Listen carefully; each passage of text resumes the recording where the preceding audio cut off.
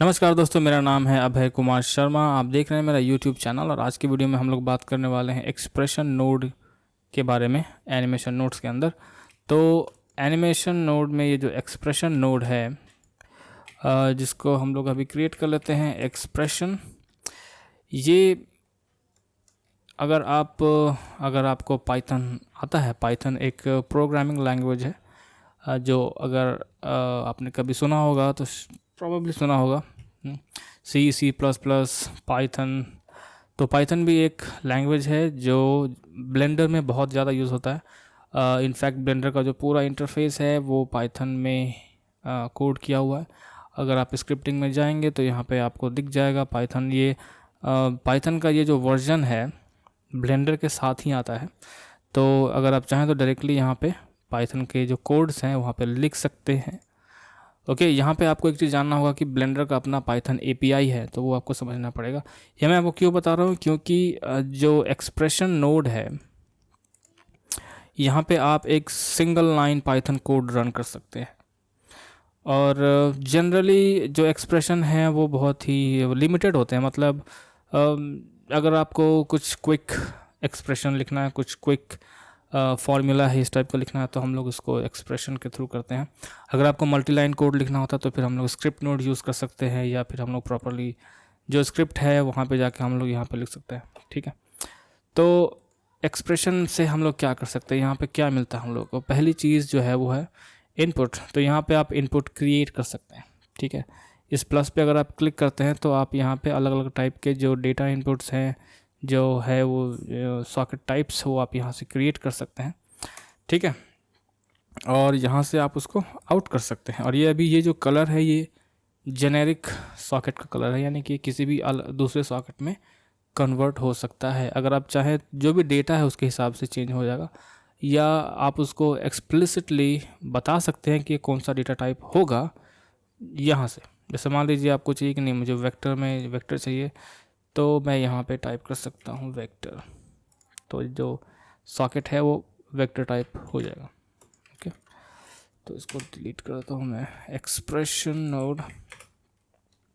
ठीक है, तो अभी हम लोग इससे कुछ बनाते हैं। सपोज़ कि ये जो ऑब्जेक्ट है, यहाँ पे मैं कुछ इनपुट्स पहले क्रिएट करता हूँ। तो हम लोग फ्लोट एक क्रिएट करते हैं, फ्लोट। ओके, और ये क्रिएट करने के बाद क्या होता है कि यहाँ पे देखिए आपको आ गया x। ठीक है, और अगर मैं व्यूअर में जाके रिज़ल्ट देखूँ तो बताता है नन। तो ये क्या है बता देता हूँ मैं। तो जो x है वो है ये जो फ्लोट है, फ्लोट वैल्यू डेटा टाइप, जो डेसिमल के लिए हम लोग यूज़ करते हैं। अगर मैं इसके इनपुट में जाऊँ तो वो आपको यहाँ पे ऐसे दिखेगा। इसकी ज़रूरत नहीं है हम लोग को अभी। ठीक है, तो ये हम लोगों को ऐसा दिखता है, और उसका जो आउटपुट है फ़िलहाल कुछ भी नहीं है, बिकॉज एक्सप्रेशन में हम लोगों ने कुछ भी नहीं लिखा है। तो यहाँ पे जो x है वो x ये बेसिकली एक वेरिएबल है। ठीक है, ये मैंने शायद आपको बताया नहीं बताया, मुझे याद नहीं। बट वेरिएबल क्या होता है, अगर आप डेटा को स्टोर करना चाहते हैं प्रोग्राम के अंदर तो हम लोग वेरिएबल्स में करते हैं या कॉन्स्टेंट्स में करते हैं। ठीक है, दोनों में अंतर क्या है। तो वेरिएबल यानी कि ये जो डेटा स्टोर आप कर रहे हैं इसको आप चेंज कर सकते हैं, इसलिए इनको हम लोग वेरिएबल बोलते हैं, जिनका वैल्यू जो है वो चेंज हो सकता है। ठीक है, दूसरे टाइप के जो डेटा स्ट्रक्चर्स हैं, जो डेटा है जो आप स्टोर कर सकते हैं, उनको हम लोग बोलते हैं कॉन्स्टेंट्स, जहाँ पे आप कॉन्स्टेंट क्रिएट कर सकते हैं। जैसे कि जो मैथमेटिकल कॉन्स्टेंट्स है, पाई का वैल्यू है या ई का वैल्यू है, जो कि चेंज नहीं होता, तो उसके लिए हम लोग कॉन्स्टेंट यूज़ कर सकते हैं यहाँ पे। बट जनरली हम लोग इसको ऐसे यूज़ करते हैं। और ये वेरिएबल है जो जिस वेरिएबल का नाम x है। ठीक है, ये x का वेरिएबल का जो डेटा स्ट्रक्चर है वो है, डेटा टाइप है वो है एक फ्लोट।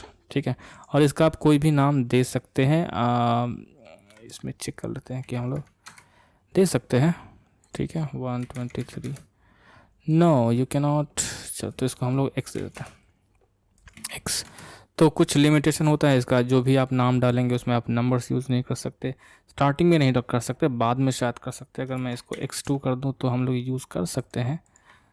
ठीक है, ये काम करेगा, बट स्टार्टिंग में आपको नंबर यूज़ नहीं करना है। आप कोई लेटर या इस तरह की चीज़ यूज़ कीजिए। जैसे कि ये एक्स ही रहने देता हूँ मैं फ़िलहाल, जिसका आप जो भी नाम डालना चाहे डाल सकते हैं, इससे कोई फ़र्क नहीं पड़ता।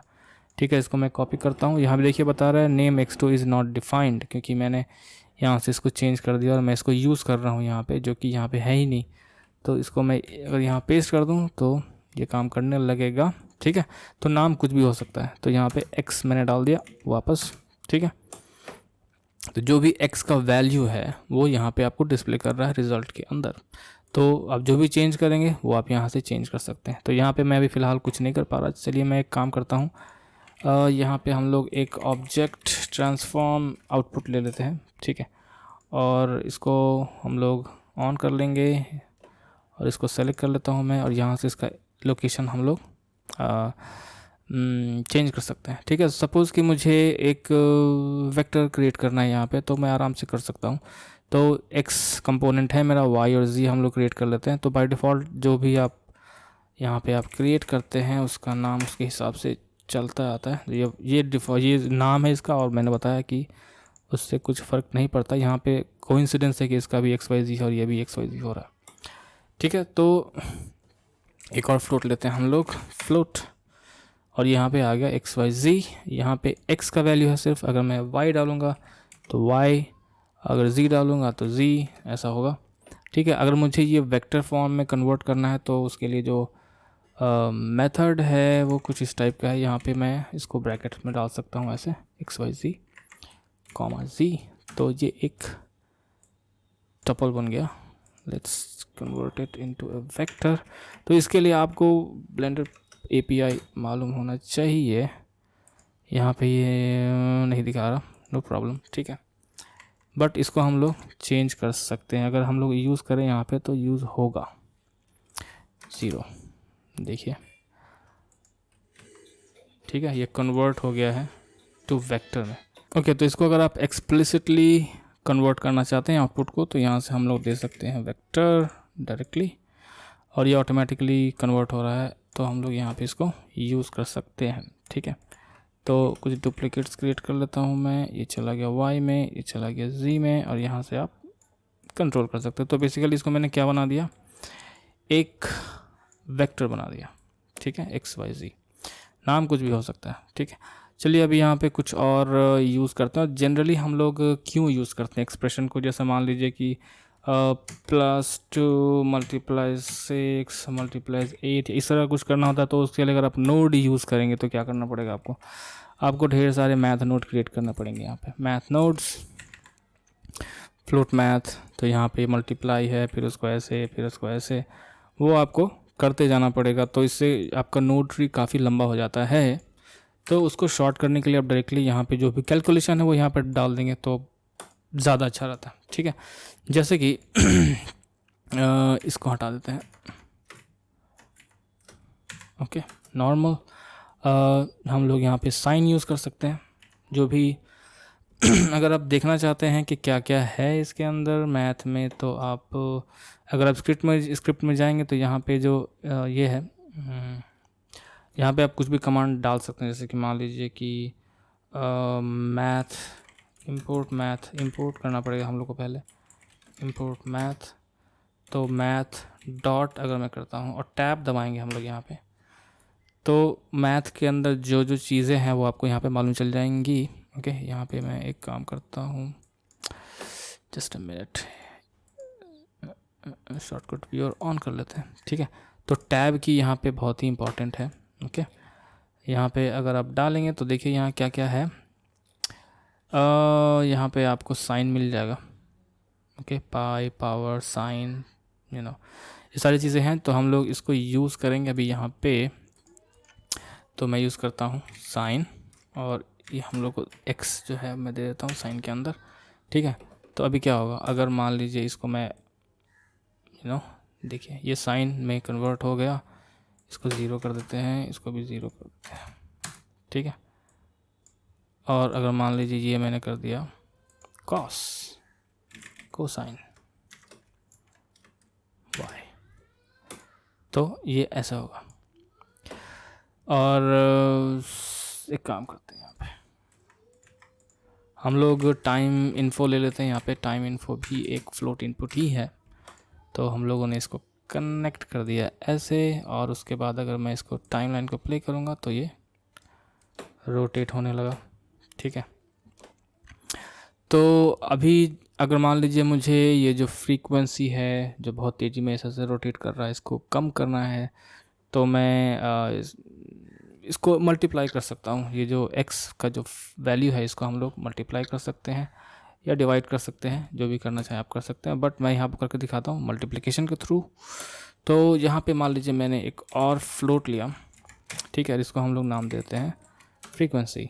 ठीक है, और इसको हम लोग मल्टीप्लाई कर देंगे फ्रीक्वेंसी और मल्टीप्लाई फ्रीक्वेंसी।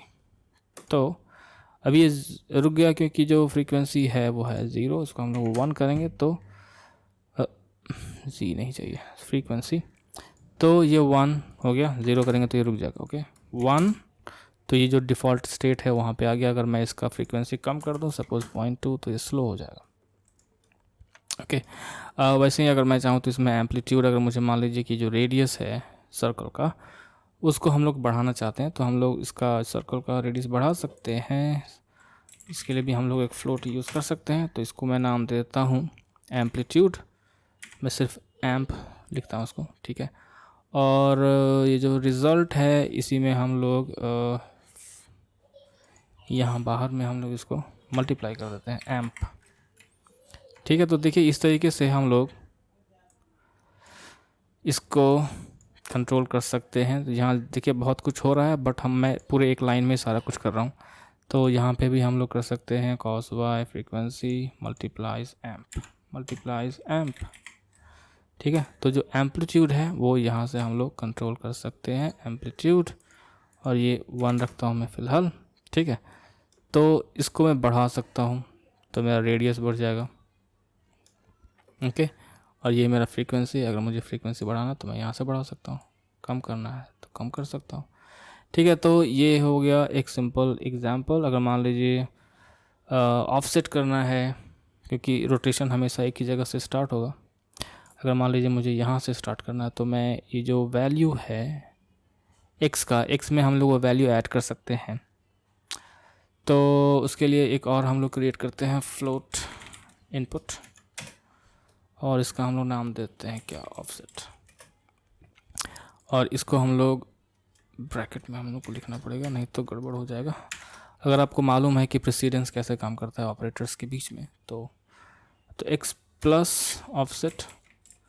अगर मैं इसको नहीं डालूं तो क्या होगा, पहले मल्टीप्लिकेशन होगा जो कि ऑफसेट और फ्रीक्वेंसी में होगा। ठीक है, तो मैं वो नहीं चाहता। मैं चाहता हूँ कि जो वैल्यू है पहले x में ऐड हो, उसके बाद वो मल्टीप्लाई करे फ्रीक्वेंसी से।